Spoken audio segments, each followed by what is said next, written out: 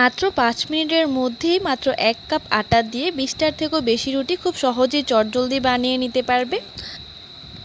এই রুটিগুলো কিন্তু তোমরা একবার বানিয়ে প্রায় 15 থেকে 20 দিন পর্যন্ত খুব সহজেই সংরক্ষণ করে রাখতে পারবে।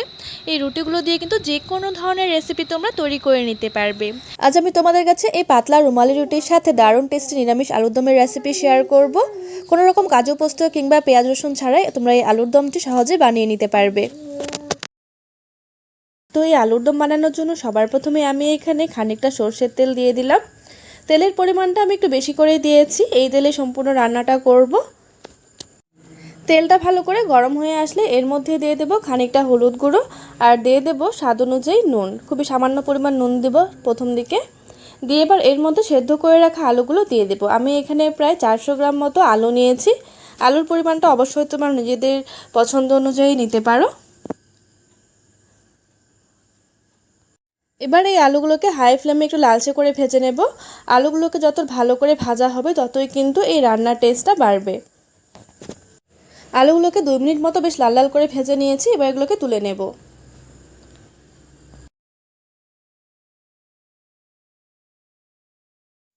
তারপর সে তেলের মধ্যে ফোড়নের জন্য দিয়ে দেব 2টো তেজপাতা, দিয়ে দিচ্ছি 2টো শুকনো লঙ্কা, হাফ টেবিল চামচ পরিমাণ গোটা জিরে, দিয়ে দেব কিছু গোটা গরম মশলা, আর দিয়ে দেব হাফ টেবিল চামচ পরিমাণ গ্রেট করা আদা, আর অবশেষে 2 থেকে 3টা কাঁচা লঙ্কা কুচি এর মধ্যে দিয়ে দেব। এর ফলে কিন্তু ফ্লেভারটা ভীষণই ভালো আসে। কাঁচা লঙ্কাটা দেওয়ার ফলে অবশ্যই ট্রাই করে দেখতে পারো।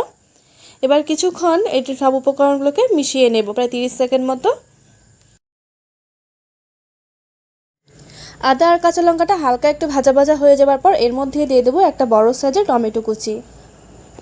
এবারে টমেটোটাকেও কিন্তু বেশ ভালো করে এই সব উপকরণের সাথে মিশিয়ে নেব যতক্ষণ না পর্যন্ত এই টমেটোর থেকে কাঁচা গন্ধটা চলে যাচ্ছে। টমেটোটা ভাজার সময় অবশ্যই এর মধ্যে দিয়ে দেব খানিকটা নুন, এতে করে খুব তাড়াতাড়ি টমেটোটা গলে যাবে। নুন আর হলুদ গুঁড়োটাকে দিয়ে 2 মিনিট মতো টমেটোটাকে বেশ ভালো করে কিছুক্ষণ ভেজে নেব। 2 মিনিট পর দেখো টমেটোটা পুরোপুরি গলে গিয়েছে। এবার এই পর্যায়ে এর মধ্যে আমরা বাকি মশলাগুলো দিয়ে দেব 1 টেবিল চামচ পরিমাণ ভাজা জিরে গুঁড়ো, দিয়ে দেব 1 থেকে 1.5 টেবিল চামচ পরিমাণ ভাজা ধনে গুঁড়ো। আমি হালকা একটু গোটা জিরে এবং ধনেকে হালকা ভেজে তারপর গুঁড়ো করে নিয়েছিলাম, এতে করে ফ্লেভারটা কিন্তু খুব সুন্দর আসে যদি এভাবে হালকা একটু ভেজে নেওয়া যায় মশলাগুলোকে। তোমরা চাইলে নর্মাল গুঁড়োও ব্যবহার করতে পারো, তাই সেক্ষেত্রে একটু বেশিক্ষণ ধরে ভাজতে হবে মশলাটাকে। আর অবশেষে হাফ টেবিল চামচ পরিমাণ দিয়ে দেব লঙ্কা গুঁড়ো, এতে করে কালারটা খুব সুন্দর আসবে। আমি যেহেতু আগেও কাঁচা লঙ্কাটা ব্যবহার করেছি তাই খুবই অল্প পরিমাণে লঙ্কা গুঁড়োটা দিয়ে দিলাম। এবার সামান্য পরিমাণে একটু জল দিয়ে মশলাটাকে বেশ ভালো করে কিন্তু কষিয়ে নিতে হবে।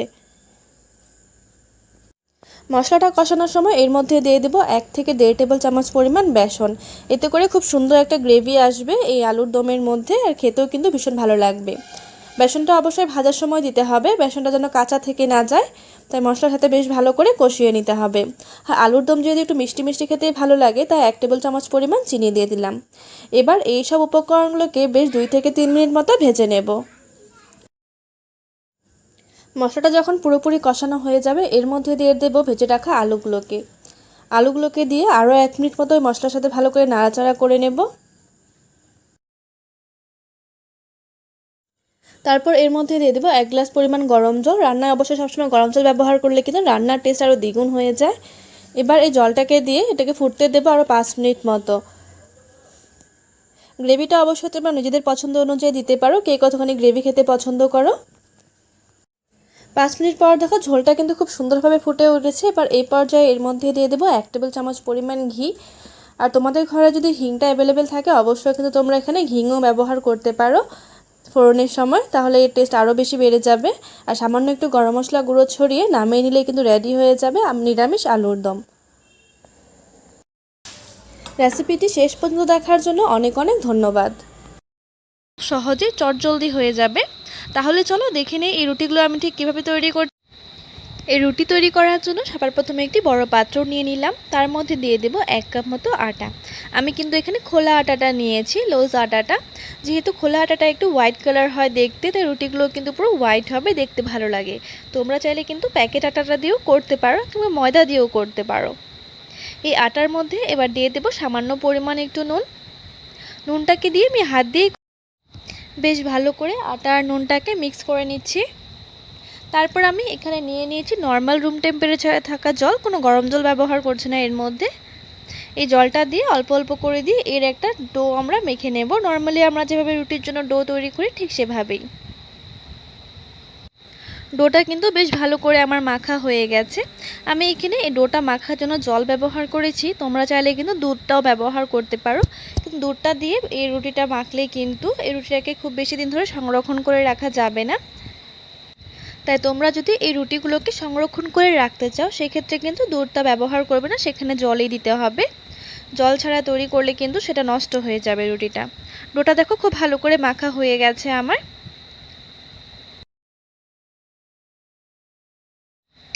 এবার এই ডোটা থেকে আমি দুটো লেচি কেটে নেব, দুটো বড় সাইজের লেচি। লেচিগুলো ঠিক যতটা বড় সাইজ করে কাটবে ততই কিন্তু তোমাদের সুবিধে হবে রুটিগুলো বানাতে। আমি এভাবে দুটো বড় বড় করে লেচি কেটে নিলাম। তারপর এই লেচিটার মধ্যে সামান্য পরিমাণ একটু আটা ছড়িয়ে এর একটা রুটি আমরা বেলে নেব। বড় করে একটা রুটি বেলে নিতে হবে আমাদের। আর রুটিগুলো কিন্তু এখন খুব বেশি পাতলা করবে না, একটু মোটা সাইজ করেই কিন্তু এই রুটিটাকে বেলতে হবে।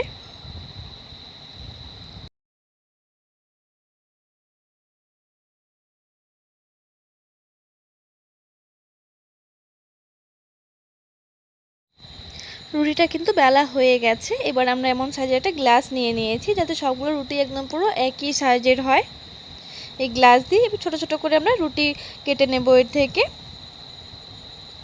যতটা সম্ভব কেটে নেবে তোমাদের ইচ্ছে মতো।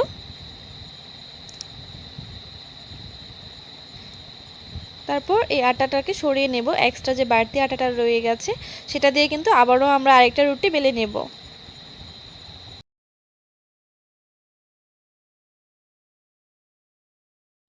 আমি কিন্তু আরেকটা রুটিকেও ঠিক একইভাবে বেলে নিচ্ছি। বেলে তারপর গ্লাস দিয়ে এটাকেও কেটে নেব আগের মতো করে ঠিক। তারপর সবার প্রথমে একটা রুটি নিয়ে নেব।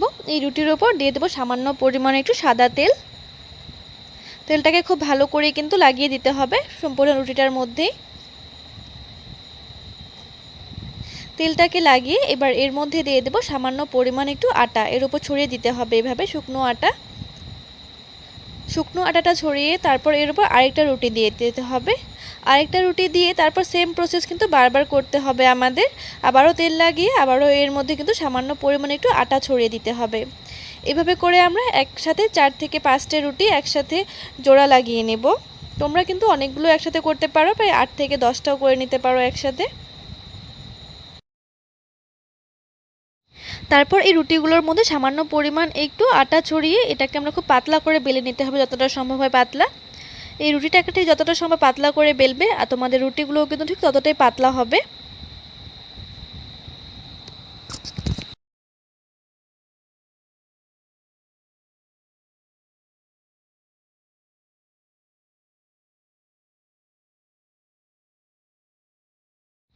রুটিটা কিন্তু বেলা হয়ে গেছে, দেখো ঠিক কতটা পাতলা হয়েছে রুটিটা।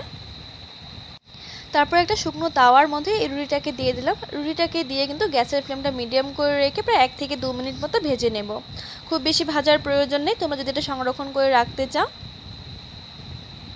খুব অল্প সময়ের মধ্যেই কিন্তু দুপিঠ খুব ভালোভাবে হয়ে যাবে। এই রুটিগুলোকে কিন্তু খুব বেশি ভাজার প্রয়োজন নেই, হালকা একটু ভাজলেই চলবে। আর তোমরা যদি এটাকে নর্মাল রুটি হিসেবে খেতে চাও তাহলে একটু তাপ দিয়ে একটু ভেজে নিতে হবে, এভাবে একটা একটা রুটি উঠিয়ে নিয়ে।